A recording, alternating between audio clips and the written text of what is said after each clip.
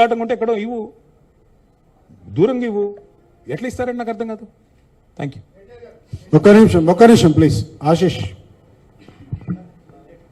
Speaker గారు ఇక్కడ ఉన్నారు. రెగ్యులర్గా అడిగే వాళ్ళకి ఛాన్స్ తక్కువ, ఎప్పుడు అడగని వాళ్ళకి ఇస్తాను. ప్లీజ్ ఒక్క నిమిషం ఆగు.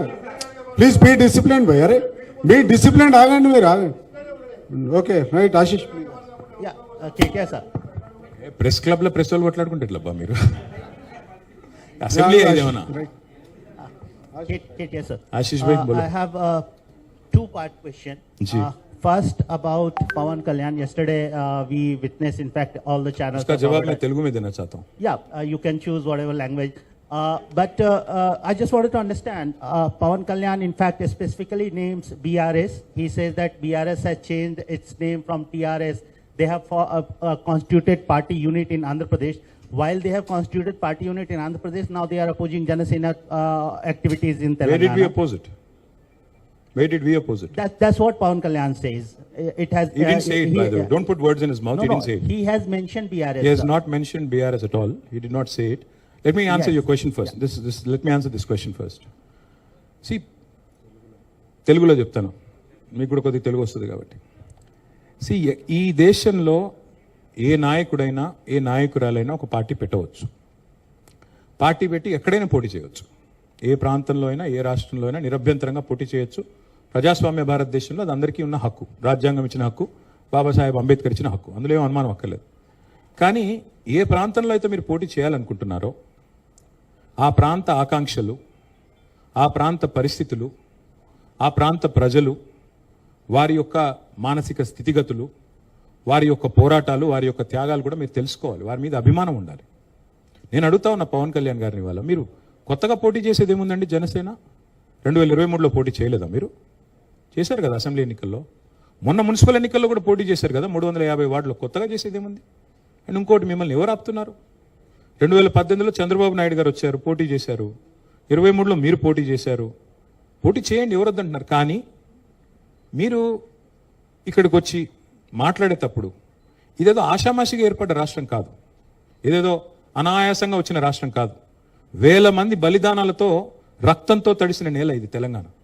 కాబట్టి ఇక్కడికి వచ్చినప్పుడు 1-2 సార్లు ఆలోచించుకొని మాట్లాడాలి. నేను ఒక మాట అన్నారు, ఆయన అడ్డుకుంటున్నారు. ఎవరు అడ్డుకుంటున్నారు మిమ్మల్ని? ఏదో ఊహాజనితమైన ఒక ప్రపంచం సృష్టించుకొని ఎవరు అడ్డుకున్నారు మిమ్మల్ని? 2018లో పోటీ చేస్తే అడ్డుకోలేదు, 23లో పోటీ చేస్తే అడ్డుకోలేదు, ప్రజలు అడ్డుకున్నారు. మేమేం చేస్తాం దానికి? ఒకటి మాత్రం పక్కా, పవన్ కళ్యాణ్ గారైనా ఎవరైనా సరే తెలంగాణ ఆవిర్భావ దినోత్సవం రోజు వచ్చి ఇక్కడ మేము సభ పెడతాం. అది కూడా గతంలో నేను తెలంగాణ ఏర్పడ్డప్పుడు నాకు ఆ విభజించిన పద్ధతి నచ్చలేదు. ఒక ఆయన అంటాడు తల్లిని చంపి బిడ్డను బతికించారంటాడు, ఇంకొక ఆయన విభజించిన పద్ధతి నచ్చలేదు అంటాడు. ఇవన్నీ ఏంటంటే తెలుగు హైదరాబాదీ అల్ఫాజ్ మే బోల్నా తో గుమా ఫిరాకి బోల్నా బోల్తే ఇసుకో. నాకు ఇష్టం లేదు తెలంగాణ ఏర్పడని సీదా చెప్పక ఉల్టా పుల్టా మాటలు ఎందుకు? ఇది బాగలేదు, అది బాగలేదు. మరి నువ్వు అది బాగలేక ఇది బాగలేక 11 రోజులు అన్నం తినకుండా ఉంటే మళ్ళీ తెలంగాణ ఆవిర్భావ దినోత్సవం రోజు మీటింగ్ పెట్టాల్సిన అవసరం ఏముంది?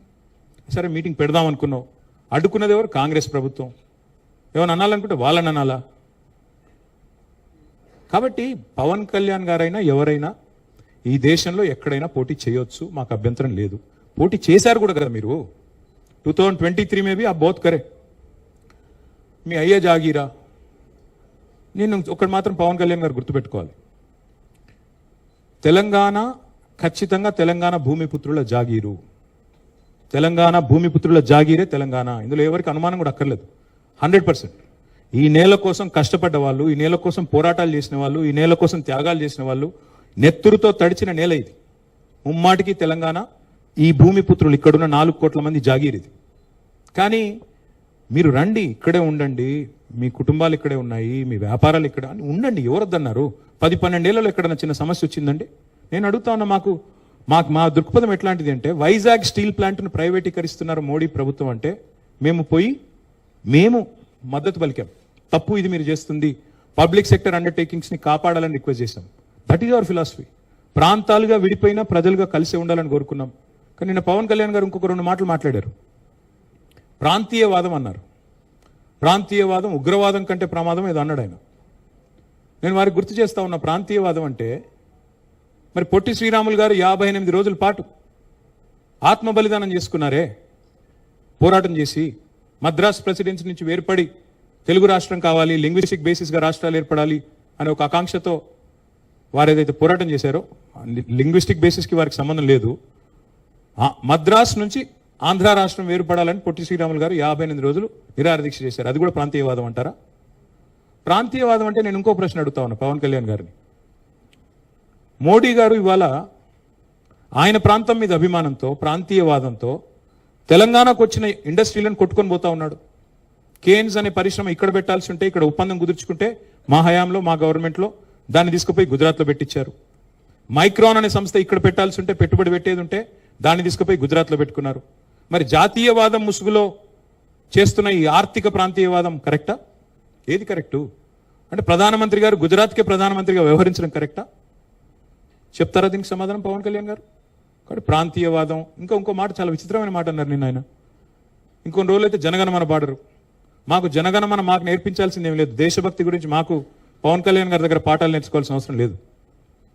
ఈ నేల ఆనాడు నిజాం సర్కార్కు వ్యతిరేకంగా పోరాటం చేసిన నేల, కమ్యూనిస్టులు కదం దొక్కిన నేల ఇది. కాబట్టి మాకు పోరాటాలు కొత్త కాదు, మాకు యుద్ధాలు కొత్త కాదు, త్యాగాలు కొత్త కాదు. మాకు వాటి గురించి జాతీయ భావన ఉంది. ఇక్కడ దేశాన్ని గౌరవించే సంస్కృతి ఉంది. We contribute to the nation. We are less than 3% of India, but we contribute to 5% of India's GDP. So we don't need any kind of moral lectures or moral policing from. వారు ఆంధ్రప్రదేశ్ ఉప ముఖ్యమంత్రిగా వారిని గౌరవిస్తాం. వారిని ఆంధ్రప్రదేశ్ ఉప ముఖ్యమంత్రిగా డెఫినెట్ గౌరవిస్తాం. ఒక కళాకారుడిగా, ఒక నటుడిగా అభిమానిస్తాం. ఒక సోదరుడిగా ఇంటికి వస్తే బిర్యానీ పెడతా, హైదరాబాదీ బిర్యానీ పెడతా. కానీ వచ్చి మా సెక్రటేరియట్లో కూర్చొని పెత్తనం చేస్తాము మా రాజకీయాల్లో. మరి ఇంకా మొన్ననే కదా వేరుపడ్డది, ఇంత కష్టపడి 60 ఏళ్ళు పోరాటం చేసి మొన్న వేరుపడ్డాం 2014లో. మొన్న చంద్రబాబు నాయుడు గారు రానే వచ్చే 2018లో. మళ్ళీ ఇప్పుడు మీరు కూడా వస్తారు 2023లో. That's all I'm saying. And last word I will like to say on this. Pawan Kalyan గారిది మధ్యన ఓజీ అని సినిమా వచ్చింది. I would like to remind my brother Pawan Kalyan, we have a Telangana OG KCR. ఇక్కడ మా కేసీఆర్ గారు ఉన్నారు, ఆయన చాలు మాకు. He will take care of us, he will take care of the state and our issues. A supplementary. Yeah, Ratna, I can ask about- please. Sir, if I can take a Bye. Yeah, Ratna. Yeah, please. Go ahead.